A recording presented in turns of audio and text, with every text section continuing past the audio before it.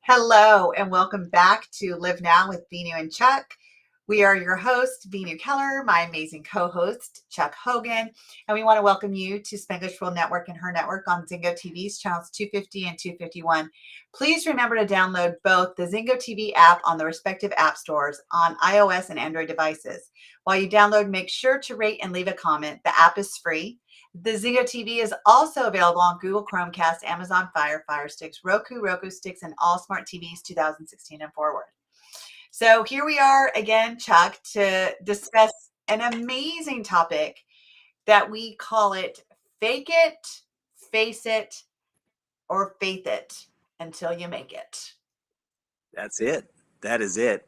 And thank you so much, Veenu. We so often get stuck in trying to figure out this whole ideology, and this comes up a lot right now, of imposter syndrome. And with your background in child behavior, relationship cultivation, and overall family strategizing, I was like, okay, who better to have this discussion with than my sister from another mister? Because when kids are little, there's this thing, and we go, do we blame people when they're just small humans? And we say, oh, you're faking it till you make it. Learning how to walk. What's this crawling thing? Are you faking it? And I started thinking about this going, wow, when something's new, aren't we all crawling? Aren't we all starting off where it's fresh and new? And where does someone get off criticizing and go, oh, they're just faking it till they make it? It's not happening for them. And so they just continue to just copy someone else. And I'm curious what you think of this, because it's like going, when does it become faking it by comparison to faithing it? Right. Or facing it. In fact, that's probably the next step, right? Because it's like when a kid's learning to crawl or walk, aren't they facing it? It's like, ooh, the prospect, the opportunity. What would you say to someone thinking, oh, they're just faking it? So I look at it kind of how you do, for the fact that, we talked many shows ago about the stages of competency, right? And Yes. when we're in conscious incompetence, where we know what we don't know, like we just know, throw me in a chemistry class and I'm going to tell you all I know is H2O. That's about it in chemistry. That's all I know. That's all I remember. So I am very clear about what I don't know. Mm-hmm. And there's another aspect of fake it to make it is I looked at it as role model. Like, who's my role model? Who can I emulate to get through it? So again, using that as an example, I would probably sit down next to somebody who gets it, right? And I'm going to start doing what they're doing. Am I watching them read? Am I watching them take notes and emulate what they're doing? So one might think that I'm faking it because I have no clue what I'm doing. Or am I emulating what someone who has unconscious competence about the subject or the problem or the challenge or whatever it is in life? Sure. Think about like when we're babies, like we just use that example. It's first we go to the curiosity stage, right? Like, okay, what are these Yes. big people doing that are on these two things and they're just walking around, and why am I just laying here on the floor, can't move? You know, Right. and so we're curious. Then all of a Yes. sudden we realize, like, hey, if I get up on these four things, I got some more movement. Like I can rock, I could see things differently. But yet all these other people have these two big things that they're walking on, and what is it? And then all of a sudden we Ex- realize, as soon as maybe someone stands us up, hey, it's a different view up here, right? In our little 1 foot self, right? It's a different view up here. exactly. And we start to model what we see, and we start to learn that, hey, we need some aid. So we get onto a couch or a coffee table, and we start to put movement into those feet, and we're still faking it. Like, we're still very clear about what we don't know, but we're willing to try. And that's when we go into face it. Now we're ready to face it, right? Now we know what we don't know. We're starting to model what we're seeing because we think it's better than what we know, and then we have to face it. Yeah. Yeah.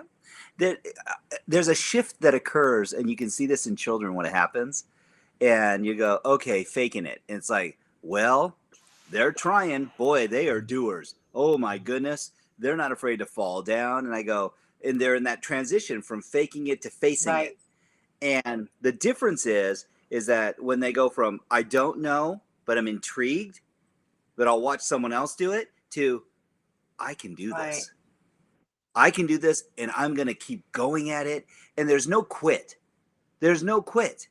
Like they'll roll over, they may get frustrated, and then they'll get up and they'll grab something. Or you'll see these kids that do this, and they stick their hands up and they're like going, yes, please go ahead and just hold on to me and let's move forward and let's make this happen. It's like, huh, that's pretty cool. You know what you just reminded me of? You just gave me, I just had this epiphany. It's in that moment we get that first taste of freedom.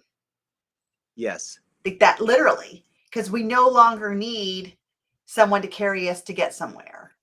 You know, Right. we could catch up to the people walking around us. It's almost like that's the first taste of freedom.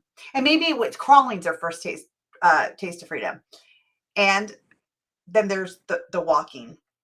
So Chuck is obviously having a little bit of technical difficulties. So, and after that, it is understanding after that taste of freedom, it's almost like now, okay, I can have this. Now what else can I have? What else can I Absolutely. taste? Yeah. And that hunger, like you said, it's like we get so inspired by the fact it's like what, ooh, ooh, I'm not holding on to anything. Ooh, I took a couple steps. Ooh, this feels different. And you're doing the wobble and without the music. And it's like, okay, how did this all happen? Right. And it's that self-awareness. And it's really, this is kind of the bastion of moving from facing it till you make it, till you get to that point that you believe till you achieve. It's like, okay, because I can faith it. And I got faith that I'm standing up again. I got faith that I'm moving forward. I got faith that, wow, I actually feel this in my body. And then when I lean forward a little bit, I go faster. Ho, ho, ho, ho. And when I lift my knees and my little feet, I can hear the pitter patter. And I go, oh, I'm moving now, man. Doesn't mean I can stop, but boy, that's what the walls are for, right? That's what the walls and all the bumpers that mom and dad put up and all the security gates, because we have to have a framework that shows us that there are obstacles, there are things in the way from us. Because when does a kid want to stop running? When they They don't. when they sleep. Yeah, well, yeah, when they get exhausted and they hit the wall, metaphorically and physically and energetically. And this is what helps us grow as people, is that we start to learn that these metaphorical walls, that these literal walls, that these limitations and boundaries, that we all go through this very similar process. We can even advance it to something like mathematics. Well, 1 + 1 = 2, unless you're putting it in a much more expanded mathematical equation. And I go, so at the beginning, you don't know what these things mean. You're learning numbers, you're learning letters, and all of a sudden you're like going, okay, so we're faking it. Repeat after me. 1, 1. Okay, write a 1. So if I give you 1 and we add 1, it equals what? And you go, 11. No, 2. And it's like, oh. And then we start to face it, because now what do? They go, okay, that was 1 + 1. Now what's 1 + 2? And then 3. And you start to learn this system. Well, it's no different than walking or a song or lyrics or how to kick a soccer ball or how to emote your voice or how to be in a relationship.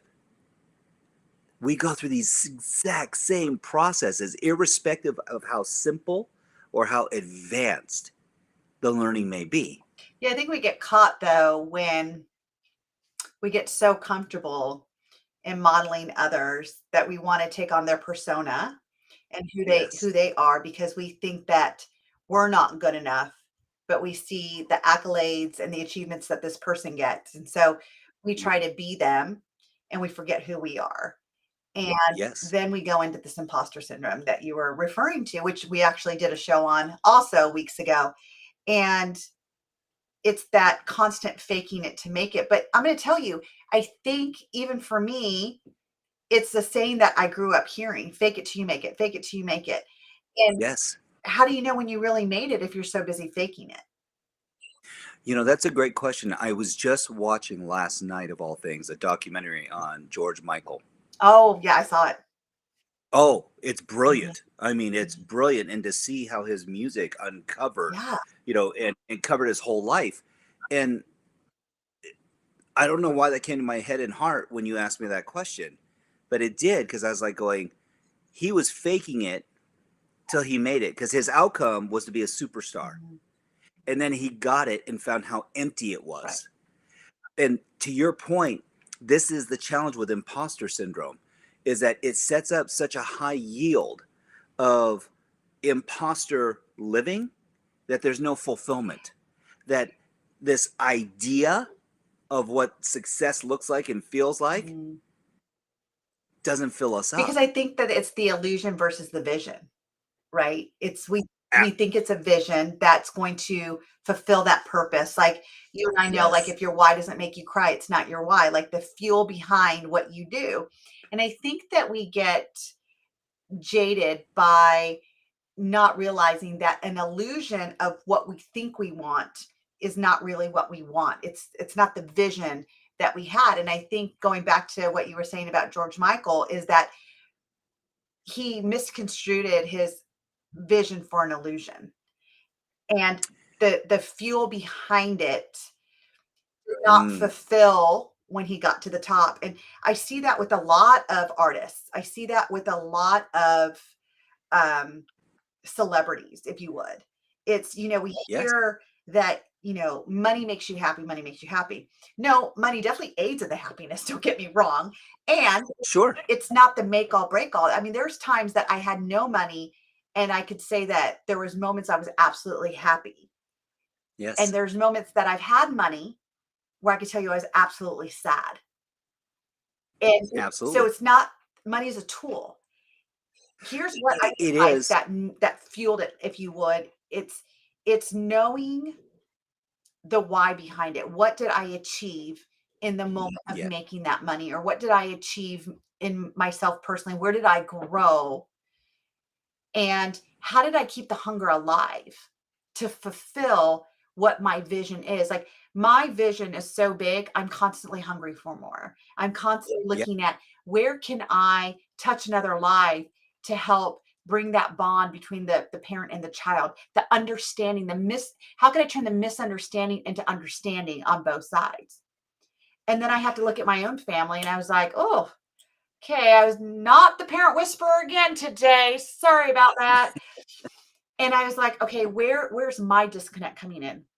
And you and I had this Sure. conversation. I was like, gosh, sometimes I feel like that imposter. And you're like, yeah, me too. And we have to Absolutely. realize that it's not really the imposter, just sometimes we have our own blinders. We can't see our own dysfunction, if you would, that's right in front of us, that it takes that friend that we have to say, hey, look, can I just tell you what I see? And it's like, huh, you know, yeah, I see Yes. it when you allow me to see it because I can't see it to myself. And so again, it goes back to fulfilling that purpose, fulfilling that vision versus the illusion of what the vision is. Yes. No, I love that, and it really is true. It's one of the reasons why you are the company you keep becomes such an important facet, and having real people around you. There's a difference between people who placate, and then there's this other side, which is the empowerment. When we have people who are enablers, who are just saying yes to the narrative rather than just being truthful, and say, hey, this is really what I see. And when people are successful, there is a tendency to have a network of cronies that say yes to everything. Why? Because who's the person paying the bill? Who's the person with the entourage? Who's the person who's, the popular one who is at the show or speaking on stage or writing a book or having a Illusion. show? It's Where they illusion. go. It is. It's an absolute illusion. You bring up a great point, which is when it shifts to reality and when it aligns with our value system, which is what are those emotions and feelings that we value the highest, that continuity, that clarity. And people go, oh, I value money the most. And I go, well, then I can invariably guarantee you if money is your maker, then you're going to have a challenging life. Right. If magical moments is your maker, you are going to be feeling much more inspired, much more enthused, much more engaged, and in a way that is substantive, where if you took the money away, you'd still be happy.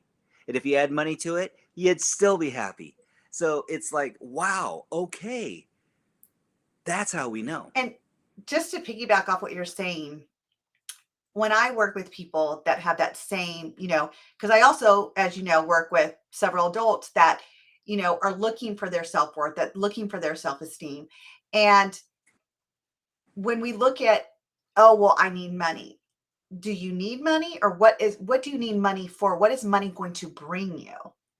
Right. That's when we start getting into what they really, really want. And it's that the happiness or the travel or whatever. I'm going to tell you, there's tons of people that travel that are not millionaires. Tons of people that Absolutely. can find a good vacation. And it's like, one person I was like, well, what if you became like um, a airline assistant, right? Oh, I didn't even think about that. You could travel all the time and Sure. get paid for it. Absolutely. Well, and to your point, Vinu, and this is really imperative for people to understand, what's first class to someone? For some people, flying on an airplane for the first time is first Right. class. For some people, being on a train, a bus, some form of transport. For some people, being in a motorized vehicle for the first time Mm, is first class. And I yeah. go, okay, that's remarkable. How would it feel to have that experience? And at times, I often think about this and I go, is it lost on us that when you're flying at 35,000 feet in a pressurized aluminum can at 400, 500 miles an hour, in between continents, able to watch movies, communicate, use the facilities, ask for beverages, eat, sleep? What a modern marvel that for creatures who are not physically adept at flying on their own, that we can have this experience. Right. What are we complaining about? Right. I mean, like, No seriously. elbow room. Well, well, come on. We have to have our standards, girl. Come on now. No, but all joking aside, it really is one of those scenarios that when we trade all the expectation, and that's really what we're talking about Mhm. today, is that faking it, facing it, and faithing it are really just components of believing. Mm, Believing that we're worth it. yes. Because if you really believe that you're worth it, you don't care if you're faking it. You don't. Why? Because you're being and doing the best that you can in the moment with the resources that you have. But if you fake it long enough, you're going to start realizing that you have tenacity and drive and hunger, and that's what allows you to face it. And then when you move past just the facing it, you get to that point where you're like, going, man, I'm actually learning something. I'm actually feeling something. Am I developing muscles? Am I developing some skill? And now we have this faith that maybe the divine universe gave us some opportunities if we're open to it. Yes. And this brings us to the next level, which is believing till you achieve. Believe till you achieve. You know, See, I think when you say faith it, like if you're just spending a moment with that, it's going through the development of the faking it to make it, to face what's coming on, to having faith of knowing that everything's going to work out the way it's supposed to work out. And maybe not the way Yeah. that you want it to work out, but the way that it's supposed to unfold for you to get where you want to go in the future. And you know, I'm excited to say that my 50th birthday is coming up this year. And thank you. I mean, I celebrate that too. People are like, you mean 25? And I'm like, no, no, 50, absolutely 50. And I celebrate that because I had that epiphany years ago is how many people don't make it to 50. Right. And there was a time in my past that I probably wouldn't have made it to 50 if I didn't find a new path. And I didn't know why I was Mm. on that path. I didn't know why my path pivoted to personal growth because I didn't even know that was such a thing, by the way, until I went to seminar in 2007.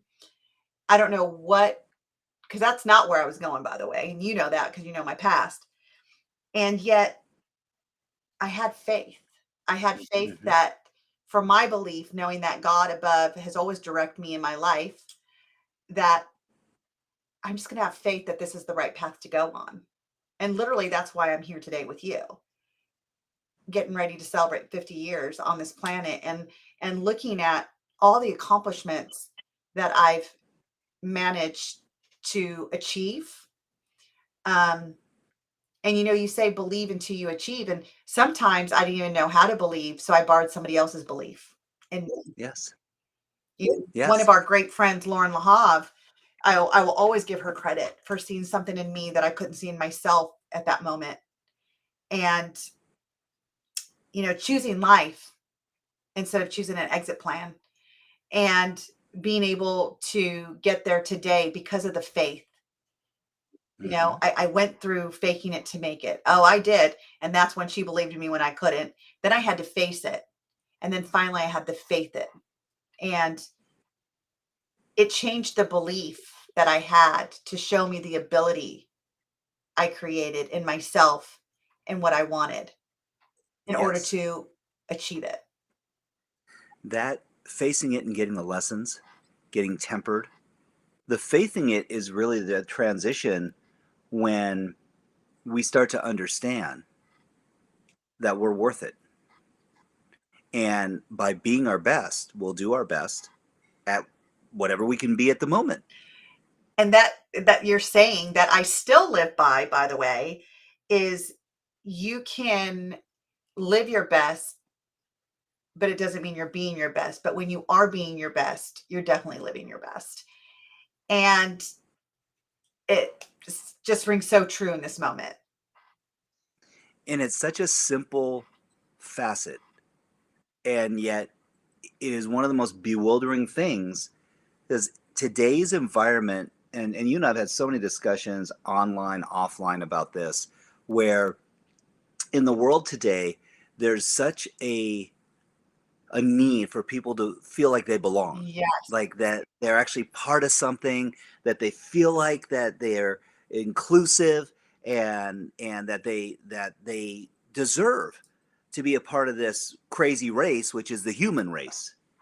And they bring So it's value, not right? They bring value to it. That they're looking for, where do I add value? and how do people value me? Yes. And this is where it gets a little bit sorted, is that people oftentimes are trying to find the self-value in them, Mm. like, and that appreciation, that love, that connection, and going, okay, I do have these skills. Oh, I am humorous. Oh, I am kind. I am loving soul. And not making it where I have to be affirmed by someone else. Yes. And this is where we start to slide back into facing it. Because if you're not getting the feedback that you feel you deserve, then you're looking for something else. And I go, okay, why? Why are you sliding back to faking it Right. when you know that faithing it is gonna get you there? And they go, but will it really? And I love what Jessica Din says. She goes, yeah, people look for validation from others. We do. Because we don't know our own worth. We're waiting for someone else to see our worth in us so we can see our worth in us. And that's really what it comes down to, that tribe. we are looking for that tribe to say, hey, you're welcome here. We want you. You're invited. Whether you can make it or not, you're invited. That the moment I was invited to something, I was just dumbfounded. I'm like, what? I was invited? Like, oh my Yes. gosh. And I didn't even want to go, but I went anyway just to fulfill the need of wanting to be wanted because all of a Oh, sudden I had a piece of value. Somebody yes. valued me enough to say, I want her here. And there's this occurrence that happens, and the conditioning starts early. It starts early when you go to school and they say, "Okay, here's the new student. Everyone say hi." And it's like, "Oh, they like me." No, they said hi because the teacher told them to say hi. And then we're like going, oh, so we're looking for this external validation. Why?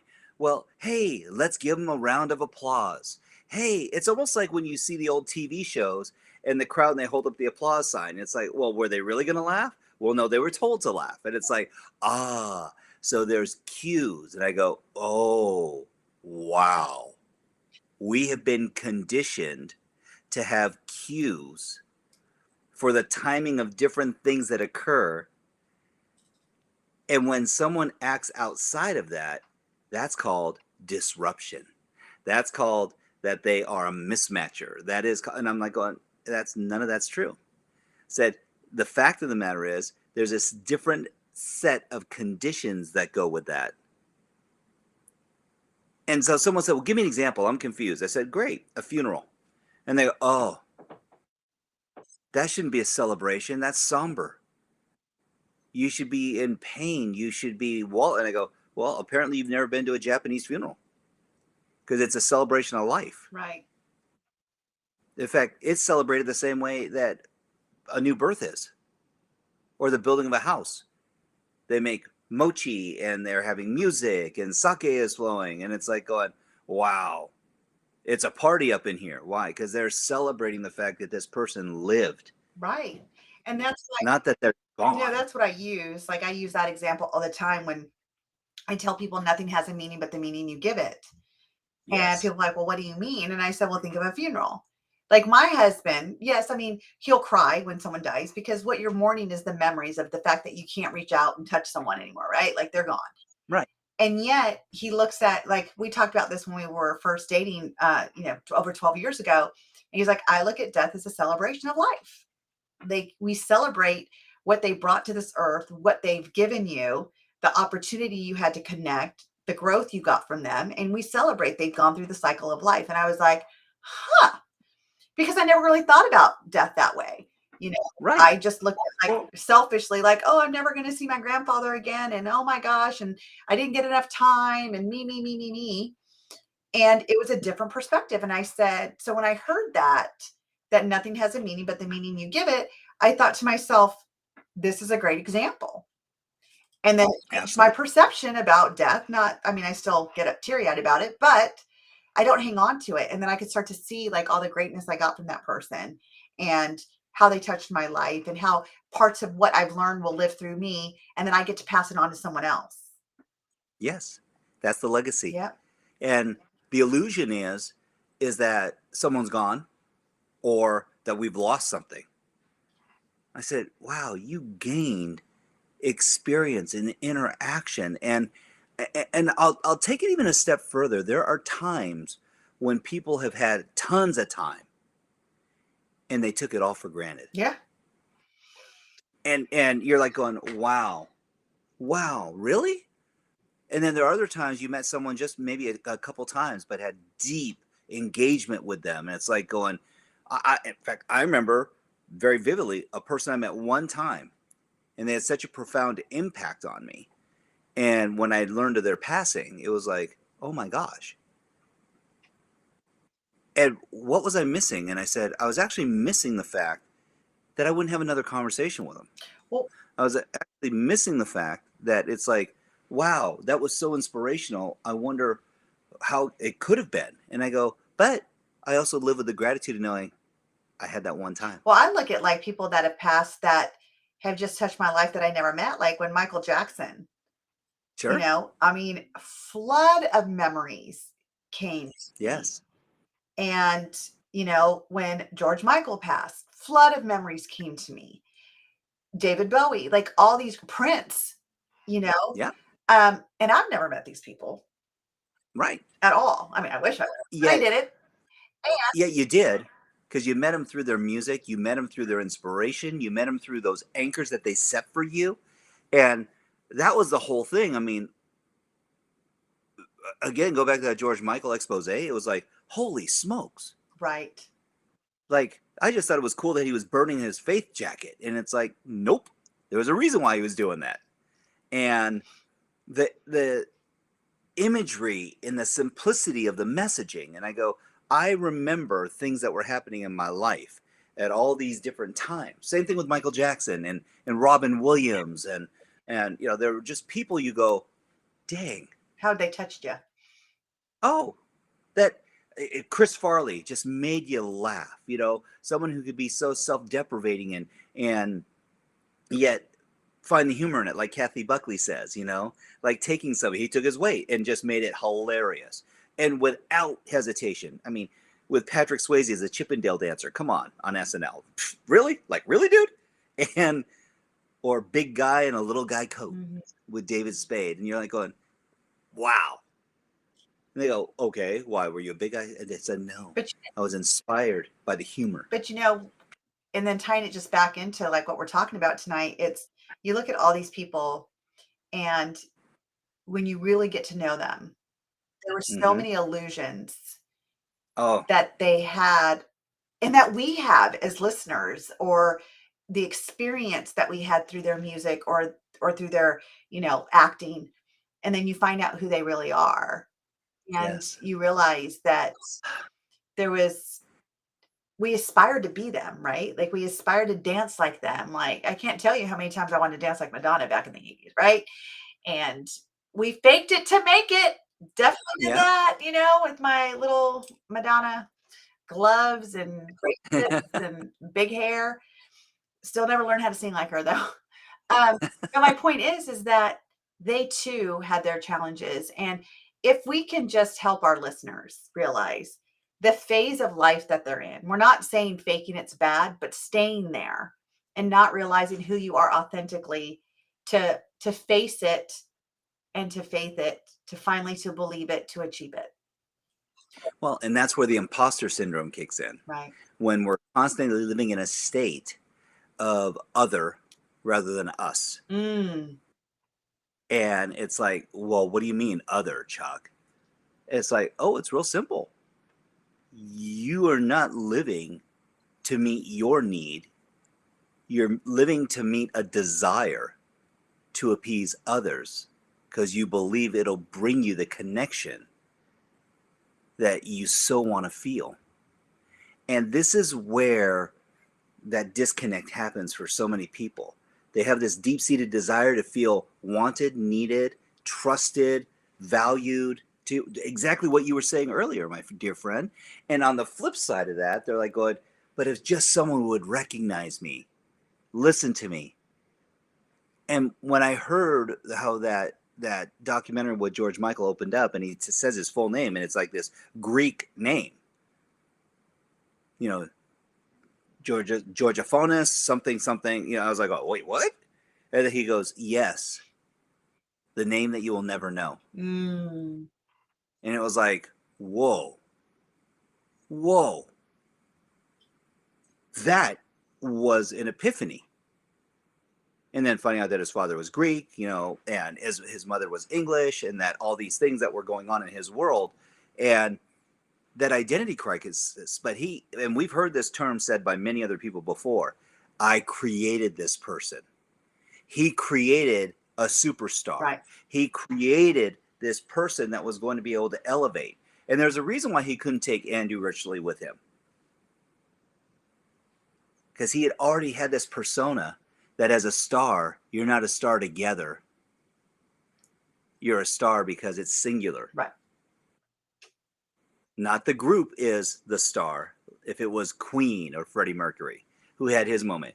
If it was Mick Jagger, it's like in the Stones. I go, that's different.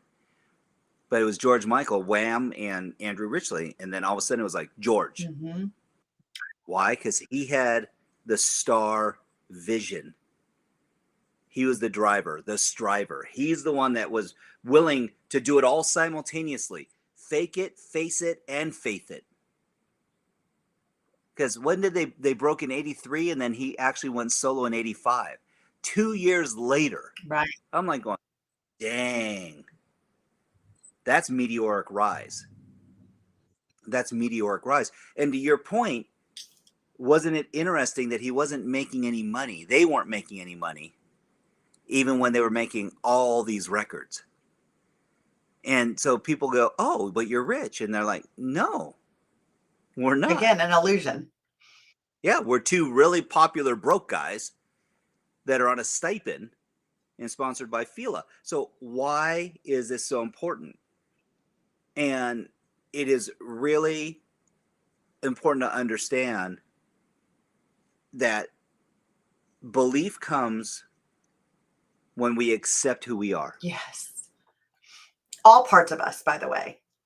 That's the good, the bad, and the ugly, as they would say. Right. Right. And I mean, I think that, people, this is where authenticity comes in, where it's part of owning your greatness is owning all the different things that show up for you, Yes. and to recognize when they show up for you. For me personally, my ugly comes out when I feel rushed or stressed or, because I'm a high C on the disc, when things start to not go as planned.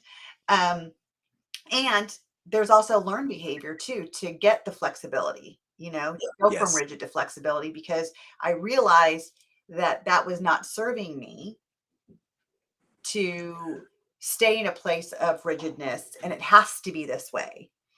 And so going through many, many scrapes and bruises with that, it was a learned flexibility. It was, Yeah. things are still going to be okay if they're not done exactly as come to plan. As a matter of fact, I have found fun in not making so many plans Love that. because it was finding the joy. And that's what I feel the antidote is, when you find those different places of where you are at in your life, of when you get to that stress point or anger or frustration, and when you learn how to bring the joy back into it. That's beautiful, Venu. And I'm reminded of the fact that as a high C, it's what are we measuring? Right. Because it's like it's like, wait, the stuff that I can't control is what's perturbing me, and all the stuff I can that I haven't really even looked at. And it's like, wait, what? Like, well, are you happy most of the time? Well, yeah. Do you love your family? Oh, yes. You love yourself? Yes. You in shape? Yes. Well, okay, I'm a little confused then. Right. Because for all the stuff that when we discuss and have deep conversations that is so important to us, I'm like going, well, does that have some bearing? Can we put that into the C category of, computative and that we need certainty because we're looking at all the computer aspects of all the knowledge and information? I go, because that's what's going to fill us up. The real stuff. And I go, oh, cool. Yet there's this part of us that goes, if you're successful in business, because we hear the statistics all the time, most businesses fail within the first 2 years. If you've been in business for 10 years, oh my gosh, you're a success story beyond measure. And it's like going, interesting. And yet there's businesses that have been in business for over 100 years. Right. Yeah. How do they do it? They go, well, they have a system, but they believe. They believe that they're the best. They believe that they deserve this. They believe that this is their birthright. They believe that creating value. And I go, wow, beliefs become real important, don't they? And I go, I believe so. It's one of the biggest things about branding. Oh, definitely. People that work for Apple, as an example, love Apple. And I'm not like going, yeah, Apple's okay. Yeah, it's a job. No, they freaking love Apple. They have this whole ideology. Why? Because it's part of their culture. It is. And I go, and they go, but how about people who leave Apple? I said, not so much. Right. But there's also faith that comes with it too, like that whole faith, Definitely. right? And the faith that they have in the company and the brand, because it Yes. rings true. there's an alignment with the truth. And I think that that's what people find when they get to that faith it point, right? Fake it, face it, faith it. When you get to that faith it point, you found the trust in Yes. between whatever you're reaching for and your ability to go forward through to it. One of the things that just kind of dawned on me was beliefs are formulated from having faith and really understanding your required values that you need to meet. Mm, And people go, what do you mean the required values? Well, there are adopted values that people look at and go, oh, it would be nice to be humorous and maybe a little bit more free flowing. And I go, okay, that'd be lovely. Is that your nature? No, I'm more calculated. I'm more logistical. And I go, what's wrong with that? Well, nothing, I guess. But shouldn't I aspire to be more like other people who have more freedom? And I go, do you feel free when you're on task? And they go, yes, I actually feel guided. I feel really good and safe when I have structure. And I go, then what would loosey goosey feel like to you? And they go, oh, that might be too much variety. And I go, then why would you go against your nature? right. Why are you making something wrong that's an adopted belief system because that works for someone else? And I go, you're not them. Well, I think it goes back to what Jessica was saying in the comments about people looking for validation from others, is that if you're not getting the Yes. validation from others with the choice that you make, all of a sudden it's no longer the right choice to make. You need to change your choice because we seek out as humans to have someone to collude with to say, oh, yes, you're right. Because if you're wrong, then you got to, then something's wrong. You got to change it. Oh, this is going to be the topic of another conversation because I'm telling you now, that desire to collude, to have collaboration, to connect, doesn't mean it's a relationship. Doesn't mean it's a deeply seated connection. It means that in the moment, through an action, or I will say even a momentary belief, that we go, oh, you see it too, right? And now all of a sudden you're soulmates, you're BFS forever because you happen to see something in a moment. That may or may not have been a belief, but an interest, Right. something where it was an observation. I go, huh, are our standards so low? And this is where I'm reminded most environments that are propagated in the world of personal development and self help are created out of like mindedness where people are aligning because they think they know what they need. Sure. That's what brings the comfort into the uncomfortable. You Absolutely. know, And then when they get in a peer group, they start to understand that we might be seeing the same things in slightly different ways.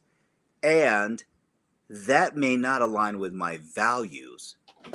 And so we may be like minded, but not like hearted. well, it was funny that you say this because I was just talking to a client today, and I'll say, one of the things that I want to get better at is being in a room where I know no one and being comfortable to talk to someone. He's like, "Oh, that's so fun." I said, "Really? It's fun for you because that's one of the things we're working on is socialization." And he's like, "It's so fun." I said, "Well, tell me more." And he's like, "Well, when I know someone, and then once I talk to them, then I could talk to other people." And I said, "I get that, but I'm talking about when you know no one." And he's like, "Oh." I said, "Yeah. It's because if you know someone, if I go to a party and I know no one, but I know you, Chuck, I can walk in there, confidence, trusting myself, feeling myself because I know you, I'll talk. And then all of a sudden, I'll feel comfortable enough to start going out and talking to other people. It's a different feeling when you know no one, there's no connection, and you got to go and create it and hope and pray that someone's going to align with you somehow, some way on a thought or a moment.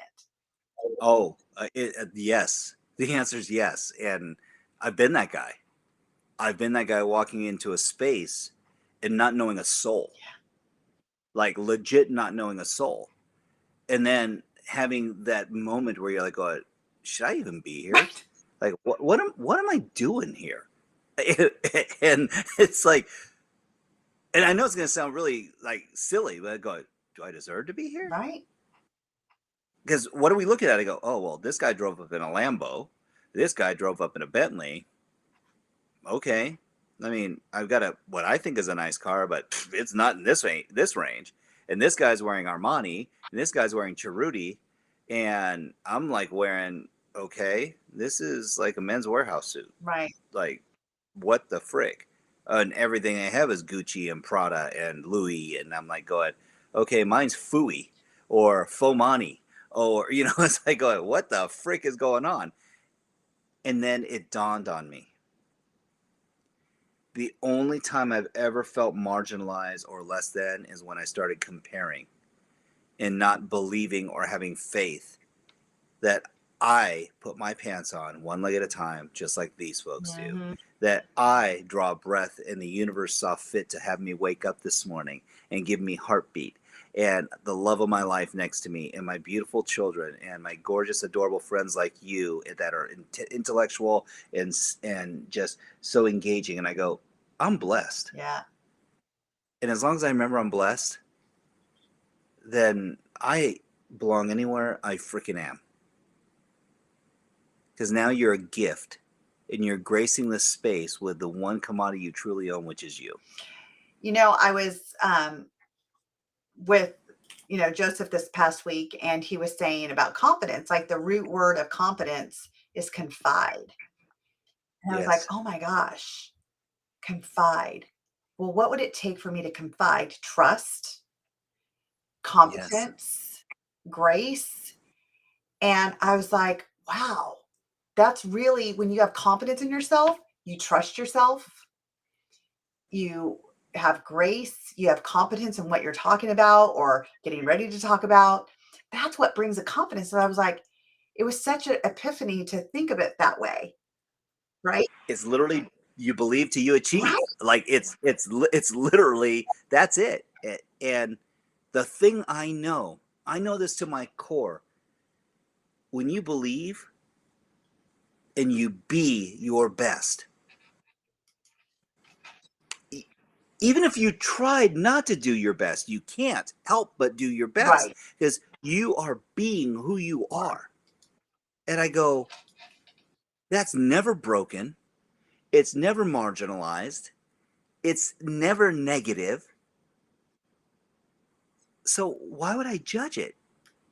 They go, oh, well, compared to others. And I say, there we go back to the social conditioning. What rank are you in school? What did you graduate the top of your class?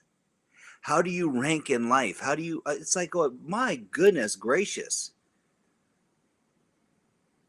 So what if I asked a deeper question, said, do you love yourself? Do you love others? Are you a kind person? Dang, it's like you're pretty successful to me. Simple, And but it doesn't require any commas and zeros. It doesn't require any more time. It just requires actually doing what you just said, my dear sister, and that is confiding, being open, honest, authentic, and real. yeah, and it will lead you through that cycle of the fake it, face it, and faith it to finally to a believing to achieving, because we're all capable of that. We just have to, I mean, I love the fact that I grew up thinking fake it to make it because I would never have known to look for the right role models of who's already doing what I want. Who can I aspire to look up to, not be? And that was the difference. That was the Exactly. difference is when I really got to know myself to realize I don't want to be them anymore. I don't want to And be like them anymore. But what I no, want is to aspire people the way they have in my yes. own way of doing it. And you don't want to because you don't need to. Yeah. Yeah. You're amazing. And that's what we want to leave all you listeners with is just knowing, see your own greatness. Because here's one thing that Les Brown told me last week. He says, we all are born with our greatness. We have Mm-hmm. just been trained to fail. I mean, we have. Couldn't agree more. We've been trained to fail and not see it. Yes. And so now it's time that we start to see it again. It's been a pleasure, my friend, my brother from another mother. Thank you for joining the conversation tonight. This show can also be heard on Spanglish Radio Network. Please check out www.spanglishworld.ca for all your news and programming. Spanglish World, watch it, hear it, read it, download it, and live it.